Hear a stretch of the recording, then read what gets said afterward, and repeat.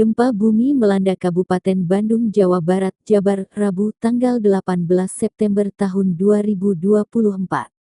Gempa terjadi sekitar pukul 9.41 waktu Indonesia Barat dengan magnitudo 5,0.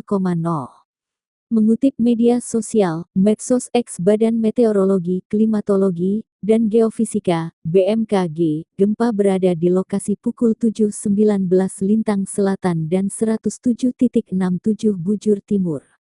Ini sekitar 24 km dari Kabupaten Bandung.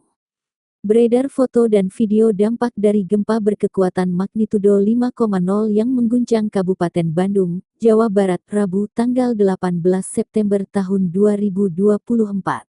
Gempa itu membuat sejumlah gedung dan rumah rusak. Beberapa genting dari gedung dan rumah itu terlihat berjatuhan. Sejumlah warga yang terdampak juga berhamburan untuk mencari lokasi aman. Berdasarkan keterangan pers dari BMKG, epicentrum gempa itu berada di daratan yakni 25 km tenggara Kabupaten Bandung.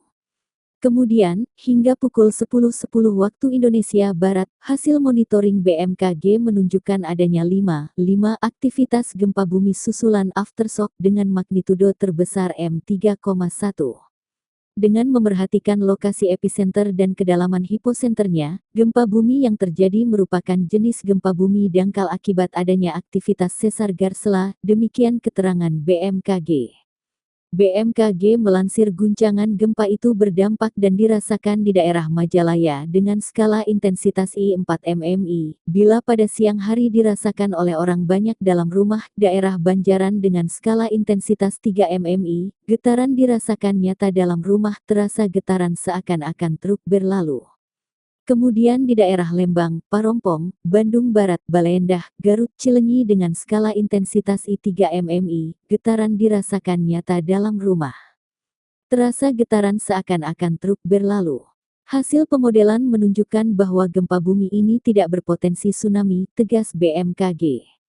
Sementara itu, BNPB mencatat gempa itu berdampak pada kerusakan sejumlah rumah warga di Pangalengan dan Kertapati.